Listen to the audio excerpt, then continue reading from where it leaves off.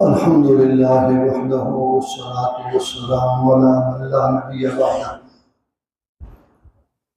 وعلى آله وأصحابه الذين أوفوا وحده. أما بعد فأعوذ بالله من الشيطان الرجيم. بسم الله الرحمن الرحيم. قال النبي صلى الله عليه وسلم: المرء مع من أحب، او کما قال علیہ الصلوۃ والسلام. میرے قابل سب احترام حضرات علماء کرام اور طلباء عزیز، آج یہاں آپ کے اس ادارے میں دوسری مرتبہ اللہ تعالیٰ نے حاضری کی توفیق عطا فرمائی. چند سال پیشتر حاضری ہوئی تھی اور یہاں آپ کے اسی شہر میں ایک مدرسے کا سنگ بنیاد رکھا گیا تھا. جامعہ حنفیہ، آگے جامعہ حنفیہ امام اعظم ابو حنیفہ رحمہ اللہ تعالیٰ، اس کے ذمہ دار اور مسئول عزیز مولانا محمد اسامہ صاحب ہیں. تو وہاں سے فارغ ہو کر کے یہاں حاضری ہوئی. مغرب کی نماز ہم نے یہاں پڑھی. نماز کے بعد کچھ حضرات سے ملاقات بھی ہوئی، کتب خانہ دیکھا، خانہ دیکھا، دعا ہوئی. زیادہ بیٹھنے کا موقع نہیں تھا، ہمیں آگے جانا تھا. بہرحال آج دوسری مرتبہ یہاں حاضری اللہ تعالیٰ نے نصیب فرمائی اور آپ حضرات سے دین کی کچھ بات کرنے کی بھی اللہ تعالیٰ نے توفیق عطا فرمائی. اللہ تعالیٰ مجھے صحیح بات عرض کرنے کی توفیق عطا فرمائے. آپ کو، مجھے، ہم سب کو اس پر اللہ تعالیٰ عمل کرنے کی بھی توفیق عطا فرمائے. باتیں تو عرض کرنے کو بہت ہے، مختصر یہ ہے کہ جو حدیث کا ایک جملہ میں نے عرض کیا، آپ حضرات اہل علم ہیں اور حدیث سے بھی واقف ہیں، پڑھتے ہیں، پڑھاتے ہیں. نبی پاک صلی اللہ علیہ وسلم فداہ ابی و امی و روحی، آپ کی خدمت میں ایک شخص نے عرض کیا: یا رسول اللہ، قیامت کب آئے گی؟ تو آقا نامدار صلی اللہ علیہ وسلم نے ارشاد فرمایا کہ تم نے قیامت کے لیے کیا تیار کیا ہے؟ انہوں نے عرض کیا: یا رسول اللہ، میرے پاس اور تو کچھ نہیں ہے، بس میں اللہ اور اس کے رسول کے ساتھ محبت کرتا ہوں. تو ارشاد فرمایا: المرء مع من احب، قیامت کے دن انسان اسی کے ساتھ ہوگا جس کے ساتھ دنیا میں محبت کرتا تھا. ہمارے لیے بہت بڑے اعزاز کی بات ہے. اور اس صحابی کا بھی فرمان، دیگر صحابہ کرام بھی فرماتے ہیں کہ جب سے آپ نے یہ ارشاد فرمایا تو ہماری خوشی کی کوئی انتہا نہ رہی کہ الحمدللہ ہمیں رسول اللہ صلی اللہ علیہ وسلم کے ساتھ محبت ہے. تو یقیناً یہ بہت بڑی سعادت کی بات ہے. حضور کے ساتھ محبت، اور محبت کا تقاضا کیا ہے آپ حضرات جانتے ہیں، پڑھتے رہتے ہیں کہ فَإِنَّ الْمُحِبَّ لِمَن يُحِبُّ مُطِيعٌ. اصل محبت جو ہے اسی وقت پتہ چلے گی جب ہم اپنے محبوب صلی اللہ علیہ وسلم کی اتباع کریں. آپ کی اطاعت اور آپ کا اتباع جو ہے یہ ہے معیار محبت کا. صرف زبانی جمع تفریق وہ کافی نہیں. بہت سارے لوگ جو ہیں زبانی جمع تفریق کو کرتے ہیں، محبت کے دعوے دار ہیں، لیکن حقیقی محبت جو ہے وہ صحابہ کرام کو اللہ نے نصیب فرمائی. اس کی تو کائنات میں مثال نہیں ملتی. جو محبت اللہ تعالیٰ نے حضرات صحابہ کرام علیہ رضوان کو نصیب فرمائی، اس کا ایک شمع بھی ہمیں اگر مل جائے تو ہماری نجات کے لیے وہ کافی ہو. اس پر اپنے استاد محترم حضرت مولانا محمد ادریس صاحب کاندھلوی نور اللہ مرقدہ اللہ اکبر۔ میرے بخاری شریف کے استاد تھے، تو فرمایا کرتے تھے اللہ تعالیٰ نے صحابہ کرام علیہم الرضوان کو جو ایمان نصیب فرمایا، اگر اس ایمان کی زکوٰۃ ادا کی جائے، اس ایمان کی زکوٰۃ ادا کی جائے، اور زکوٰۃ کتنی ہے؟ یہ 100 کے پیچھے جی 40واں حصہ، تو 100 کے پیچھے 2.5 روپے، تو گویا 2.5% جو ہے وہ فرمایا اگر تقسیم کیا جائے، جو صحابہ کرام کی زکوٰۃ ہے ایمان کی، اگر وہ تقسیم کی جائے تو پوری دنیا میں کوئی ایک بھی کافر باقی نہیں۔ اللہ تعالیٰ نے ان حضرات کو جو ایمان نصیب فرمایا وہ واقعی اس کی مثال نہیں ملتی۔ اللہ تعالیٰ نے حضور کی برکت سے ان حضرات کو بہت اعلیٰ مقامات نصیب فرمائے، اس کی کائنات میں مثال نہیں ملتی۔ تو عرض کر رہا تھا کہ محبت کا تقاضا کیا ہے کہ اپنے محبوب کا اتباع کیا جائے۔ رسول اللہ صلی اللہ علیہ وسلم کے ساتھ محبت ہے تو اس آپ کا اتباع کیا جائے، اٹھنے میں، بیٹھنے میں، چلنے میں، پھرنے میں، کھانے پینے میں، سونے جاگنے میں، اور دیگر تمام معاملات کے اندر، صرف عبادات میں نہیں، دیگر تمام معاملات میں دیکھا جائے کہ آقا نامدار صلی اللہ علیہ وسلم کا عمل مبارک کیا تھا۔ سنت کا اتباع یہ انتہائی محبوب چیز ہے، اور نجات کا معیار بھی یہی ہے، کیونکہ محبوب کی ہر چیز محبوب ہوتی ہے۔ تو جب حضور اکرم صلی اللہ علیہ وسلم کے ساتھ ہماری محبت ہے تو جو عمل آپ کا ہے، جو کردار آپ کا ہے، اس کے ساتھ محبت ہی نہیں بلکہ اس کا پورا عمل کیا جائے۔ تو ہمارے بزرگوں میں حجت الاسلام حضرت مولانا محمد قاسم صاحب نانوتوی بانی دارالعلوم دیوبند رحمہ اللہ تعالیٰ، اللہ تعالیٰ کروڑ رحمت نازل فرمائے، ان کی قبر گھر پر 49 برس کل عمر تھی حضرت کی، کل عمر جو ہے 49 برس تھی۔ تو اتنی بڑی عمر ہے، اور آپ کا کام دیکھ لیجیے، پوری دنیا میں اس وقت حضرت کا فیض پھیلا ہو، پوری دنیا میں۔ کہیں بھی آپ چلے جائیں تو دیوبند کے بالواسطہ بلا واسطہ فضلاء آپ کو ملے گے۔ یہ چشمہ فیض جو ہے یہ بھی اسی دارالعلوم دیوبند کا فیض یافتہ ہے، اسی چشمے کی یہ شاخ ہے۔ تو مولانا عبدالحی صاحب لکھنوی رحمہ اللہ تعالیٰ، ان کے بارے میں لکھا ہے کہ ان کی عمر جو ہے 39 برس ہوئی۔ مولانا عبدالحی صاحب لکھنوی، جن کے ہدایت پر حاشیہ موجود ہے، شرح ہدایت پر بھی حاشیہ ہے، اور بھی بے شمار کتابیں ہیں ان کی، تو ان کی عمر جو ہے 40 سے 1 سال کم۔ اور امام سیبویہ جو تھے، ناب کے بڑے امام ہیں، ان کی عمر 33 برس تھی۔ امام سیبویہ ان کی عمر 33 برس تھی۔ اور ایک کتاب تو ہمیں حضرات اساتذہ کو شاید معلوم ہوگا، طلباء کو معلوم نہیں ہے، خیالی ایک کتاب ہے، پہلے دور میں بڑی پڑھائی آتی تھی، تو اب وہ بس خواب خیالی رہ گیا۔ خیالی علم کلام کی کتاب ہے، شرح عقائد کی شرح ہے، شرح عقائد کا حاشیہ کہہ لیں، شرح کہہ لیں، شرح عقائد تو ابھی نصاب میں موجود ہے۔ ان کی عمر بھی 33 برس ہے۔ تو اللہ تعالیٰ جس سے چاہے اپنے دین کا کام لے لے۔ تو حضرت مولانا قاسم نانوتوی رحمہ اللہ تعالیٰ کی بات عرض کر رہا تھا کہ حضرت گرفتاری کے وارنٹ جاری ہوئے تو آپ کو لوگوں نے مشورہ دیا کہ آپ روپوش ہو جائیں۔ یہ 1857 کی جنگ آزادی کے بعد کا قصہ ہے۔ حضرت روپوش ہو گئے، 3 دن کے بعد پھر باہر لوگوں نے کہا کہ حضرت ابھی تو فوج اور پولیس آپ کو تلاش کر رہی ہے اور آپ باہر آ گئے، تو بہت خطرہ ہے کہ کہیں آپ کو گرفتار نہ کر لیا جائے۔ تو فرمایا بھائی کیا کروں، 3 دن سے زیادہ روپوش ہونا سنت سے ثابت نہیں، 3 دن سے زیادہ روپوش ہونا سنت سے ثابت نہیں۔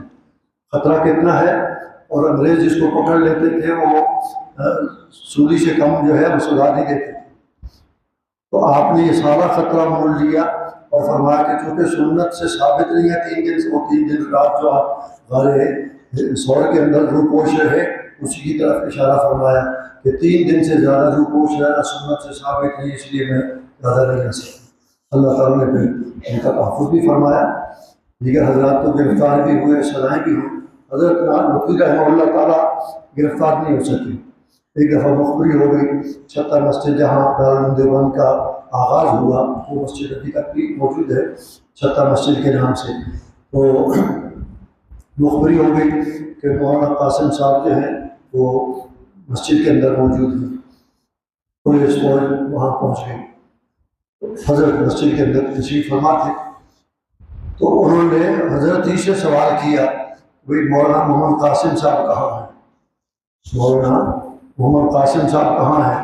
حضرت جہاں کھڑے تھے وہاں سے 2-3 قدم سرک کر کے فرمایا کہ ابھی تو یہاں تھے، ابھی تو یہاں۔ اصطلاح میں اس کو کیا کہتے ہیں؟ توریاں کھڑی نہیں کر رہی، توریاں، کہ مخاطب جو ہے وہ کچھ اور مفہوم سمجھے، متکلم کی مراد کچھ اور ہوتی ہے۔ تو بہرحال انہوں نے یہ سمجھا کہ بھئی ابھی یہاں تھے کا مطلب یہ ہے کہ مسجد میں تھے تو باہر نکل گئے ہوں گے، اور حضرت کی مراد کیا تھی کہ جہاں پہلے کھڑا تھا پہلے تو وہاں تھا، ادھر آ گئے۔ اللہ تعالیٰ نے سنت کی برکت سے حضرت کی حفاظت فرمائی۔ باتیں رد کرنے کو بہت ہیں، لیکن میں جو میرے ذمہ کام لگایا گیا تھا اس کی طرف آتا ہوں کہ میرے اساتذہ اور مشائخ جن حضرات سے میں نے حدیث پڑھی یا اجازت حدیث ان سے مجھے حاصل ہے، تو بعض احباب کی فرمائش پر کہ بھی انہیں اجازت حدیث دی جائے، پہلے میں اپنے اساتذہ کا جو ہے وہ تھوڑا سا تعارف بھی عرض کر دوں ساتھ ساتھ اس میں۔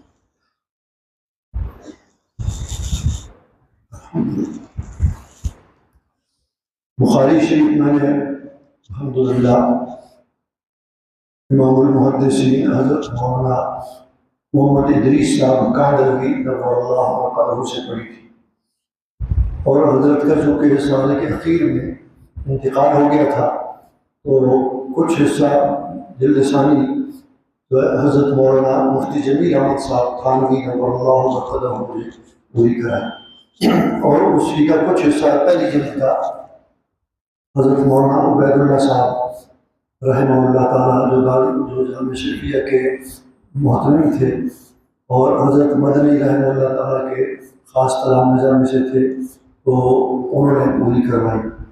مسلم شریف جو ہے حضرت مولانا عبد الرحمن صاحب اشرفی رحمہ اللہ تعالیٰ نے پڑھائی۔ ترمذی شریف جو ہے حضرت مولانا محمد موسیٰ خان صاحب روحانی بازی شمائل اور ترمذی دونوں حضرت نے پڑھائی تھی۔ ابو داود شریف جو ہے وہ حضرت مولانا صوفی محمد سرور صاحب رحمہ اللہ تعالیٰ ان سے پڑھی تھی، اور طحاوی شریف کا جتنا حصہ درس میں تھا وہ حضرت مولانا عبید اللہ صاحب رحمہ اللہ تعالیٰ نے ہی پڑھایا تھا، اور ان حضرات نے اجازت حدیث بھی برآمد فرمائی، اور کچھ دیگر حضرات سے بھی اللہ تعالیٰ نے سعادت نصیب فرمائی۔ ان میں حضرت مولانا سرفراز خان صاحب صفدر رحمہ اللہ تعالیٰ جو بہت بڑی شخصیت تھے، اپنے زمانے کے امام اہل سنت کے عنوان سے یاد کیا جاتا ہے، کئی کتابیں حضرت نے لکھی۔ مولانا سرفراز خان صاحب صفدر رحمہ اللہ تعالیٰ، ذخیرۃ الجنان کے نام سے ان کی تفسیر بھی ہے، تو انہوں نے بھی اجازت حدیث برآمد فرمائی۔ اور بخاری شریف کا آخری سبق جو ہے حضرت مولانا عبدالحق صاحب حقانی اکوڑا خٹک والے، انہوں نے آخری سبق ہمیں پڑھایا تھا اور اجازت حدیث بھی برآمد فرمائی تھی۔ اور اس کے علاوہ حضرت علامہ انور شاہ صاحب کشمیری رحمہ اللہ تعالیٰ، ان کے بیٹے حضرت مولانا سید انور شاہ صاحب رحمہ اللہ تعالیٰ، انہوں نے بھی مجھے اجازت حدیث برآمد فرمائی۔ اور ایک بزرگ وہاں کے تھے انڈونیشیا کے، فادان ایک جگہ ہے، انڈونیشیا کا جزیرہ ہے، وہاں کے تھے شیخ ابو الفیض محمد یونس الفادانی، مکہ مکرمہ میں وہ مقیم تھے اور مسلسلات کی بھی اجازت دیا کرتے تھے، اور اس کے علاوہ مدرسہ سہولتیہ میں بھی وہ کچھ عرصہ پڑھاتے رہے۔ ان سے حضرت مولانا عاشق الہی صاحب بلند شہری رحمہ اللہ تعالیٰ، انہوں نے بھی اجازت حدیث لی۔ حضرت مولانا یوسف بن نوری رحمہ اللہ تعالیٰ نے بھی ان سے اجازت حدیث لی، اور حضرت مولانا تقی عثمانی صاحب زید مجدہم، انہوں نے تو مستقل ایک رسالہ بھی لکھا ہے، الفتح الربانی فی مسانید شیخ الفادانی۔ تو شیخ یاسین الفادانی رحمہ اللہ تعالیٰ کی اسانید کو انہوں نے جمع کیا، وہ رسالہ عام طور پہ چھپا ہوا ہے، مل بھی جاتا ہے۔ تو انہوں نے بھی اجازت لی۔ میں جب حضرت کی خدمت میں حاضر ہوا تو اس سے تعارف وغیرہ ہوا کہ مدرسہ کرنا میں، تو میں نے جب اپنے اساتذہ میں حضرت مولانا ادریس صاحب رحمہ اللہ کا ذکر کیا تو حضرت نے دوبارہ میرے ساتھ مصافحہ فرمایا، حضرت مولانا ادریس صاحب رحمہ اللہ تعالیٰ کی نسبت سے، کیونکہ مولانا سے تو واقف تھے، تو اس حوالے سے انہوں نے بہت زیادہ احترام فرمایا۔ تو انہوں نے بھی اجازت حدیث برآمد فرمائی۔ اور یمن کے ہی ایک بڑی شخصیت ہے حضرت شیخ عبداللہ النابخی رحمہ اللہ تعالیٰ، وہ جدہ میں مقیم تھے اور تقریباً 127 برس کی عمر میں ان کا انتقال ہوا ہے۔ اور حضرت مولانا حسن جان صاحب معروف بزرگ ہیں ہمارے پشاور کے، تو انہوں نے بھی ان سے اجازت حدیث لی، اور مجھے بھی کچھ دوست لے کے گئے وہاں شیخ کے پاس حاضر ہوا جدہ میں ان کے مقام پر۔ تو عجیب بات ہے کہ اتنی بڑی عمر اور حضرت کے بس چلنے پھرنے سے تو معذور تھے، قوت سامع بھی درست تھی، اور قوت تکلم جو ہے وہ بھی صحیح تھی، بولتے بھی صحیح تھے، عربی زبان تھی، بولتے بھی صحیح تھے، اور قوت سامعہ جو ہے قوت سماعت وہ بھی صحیح تھی۔ تو جب ساتھیوں نے میرے متعلق عرض کیا تو وہ فرمانے لگے کہ بھئی پہلے آپ مجھے اجازت حدیث دیں، پھر میں آپ کو اجازت دوں گا۔ میں تو خود اجازت لینے کے لیے آیا، تو آپ نے یہ شرط کیا لگا دی؟ تو وہ فرمانے لگے کہ نہیں، جب تک آپ مجھے اجازت حدیث نہیں دیں گے میں اجازت نہیں دوں گا۔ تو پھر جو ساتھی میرے ساتھ تھے تو انہوں نے کہا کہ بھئی شیخ اس طرح نہیں مانیں گے۔ جب مولانا سالم صاحب رحمہ اللہ تعالیٰ جو قاری طیب صاحب رحمہ اللہ کے بڑے صاحبزادے تھے، ان کی سند بھی انہوں نے فریم کرا کے وہاں اپنی بیٹھک میں لگائی ہوئی تھی۔ تو فرمانے لگے کہ یہ دیکھو شیخ سالم نے مجھے اجازت دی، تو یہ ان کی اجازت حدیث میرے پاس موجود ہے، تو آپ بھی جب تک اجازت نہیں دیں گے میں اجازت نہیں دوں گا۔ اور میں مجبوراً میں نے عرض کیا کہ اجازت دو، میں نے آپ کو اجازت دی۔ تمام اجازت نہیں اساتذتی اور مشاہد اس پر بہت زیادہ محظوظ ہوئے، خوش ہوئے، بعد میں انہوں نے بھی اجازت حدیث مجھے برآمد فرمائی۔ جس طرح میرے اکابر نے اور اساتذہ نے مجھے اجازت حدیث دی ہے، اسی طرح میں آپ حضرات کو جو حدیث کے طلباء ہیں ان سب کو اجازت دیتا ہوں، اور جو اساتذہ خواہش مند تھے ان کی آپ کے فرمان کے مطابق آپ تو متقدمین میں چلے گئے، تو سب حضرات کو اجازت حدیث دیتا ہوں۔ مطبوع سند جو ہے وہ ہمارے عزیز مولانا اسامہ صاحب کی معرفت انشاءاللہ آپ کو بھجوا دی جائے گی، اس کی تعداد جو ہے اساتذہ کی اور طلباء حدیث کی وہ ان کو دے دیں انشاءاللہ، وہاں مطبوع سند جو ہے وہ بھیج دوں گا۔ اور وہ ہمارے اکابر حضرات جو ہیں رائے میں والے حضرات ایک دفعہ وہاں حاضری ہوئی تو حضرت مولانا محمد جمیل صاحب رحمہ اللہ تعالیٰ جو مرکز میں امام بھی تھے، مدرس سے بڑے دلچسپ بزرگ تھے، میرے ساتھ بہت ہی زیادہ شفقت فرماتے تھے، اللہ تعالیٰ کروڑہا رحمت نازل فرمائے۔ ان کا مسئلہ پوچھنا ہوتا تھا تو مجھے سے پوچھتے تھے، کسی اور نے پوچھا تو فرماتے تھے یہ ٹیلی فون نمبر ہے، ٹیلی فون کر کے مسئلہ پوچھو۔ اور ایک مکالمہ بھی شاید آپ حضرات میں سے ایک بار لوگوں نے سنا ہوگا، میرا اور مولانا جمیل صاحب رحمہ اللہ تعالیٰ بہت اچھا دلچسپ ہے، سنا آپ نے؟ جی ہاں جی، تو وہ اچھا دلچسپ مکالمہ ہے، اس میں میرا نام تو نہیں ہے، مولانا اپنا نام کو ذکر فرماتے ہیں۔ تو وہاں میں مدرسے میں حاضر ہوا مرکز میں، تو مولانا سبق پڑھا رہے تھے، غالباً موقع امام محمد کا سبق تھا، تو مجھے اپنے پاس بلا کے تو اپنے پاس مسند پہ بٹھایا، تو کسی طالب علم نے چٹ بھیج دی کہ مفتی صاحب آئے ہوئے ہیں تو انہیں اجازت حدیث لے کر کے دیں۔ تو مولانا نے وہ چٹ پڑھی اور پڑھ کر کے تو انہوں نے وہ تو لگی مٹی کے قائل نہیں تھے، صاف صاف بات کر دیتے تھے، بھائی یہ دیکھو ان کی طرف سے ایک چٹ آئی ہے، طلبا کی طرف سے وہ اجازت حدیث مانگ رہے ہیں۔ میں نے کہا میں تو اس کا اہل نہیں ہوں، تو فرمانے کہ میں بھی اس کا امیدوار ہوں، میں بھی اس کا امیدوار ہوں، جب آپ اجازت حدیث دیں گے تو میں بھی اس کا امیدوار ہوں، مجھے بھی اجازت دیں۔ میں نے کہا حضرت آپ تو خود اجازت دینے والے، فرمانے کے لیے آپ کی نسبت بڑی ہے تو آپ مجھے بھی اجازت دیں۔ خیر وہ ان کے فرمانے پر وہ محترم محمد کی جو عبارت چل رہی تھی تو میں نے برکت کے لیے ایک حدیث ان سے پڑھوائی اور ان کو اجازت دی۔ اس کے بعد پھر فرمانے لگے بھائی اس کی صنعت جو ہے وہ، میں نے کہا جی وہ تو مطبوعہ نہیں ہے، فرمانے کہ وہ چھپواؤ اور وہ چھاپنے کے بعد مجھے بھی بھیج دیجیے۔ چنانچہ وہ مجبوراً ہم نے اس کو شائع کیا اور چھاپ کر کے پھر مولانا کو بھی بھیجی اور بھی تقریباً بہت سارے حضرات کو دی۔ تو ہر ایسے میرے اساتذہ مشائخ نے مجھے اجازت دی ہے، میں آپ حضرات کو بھی اس میں شریک کرتا ہوں۔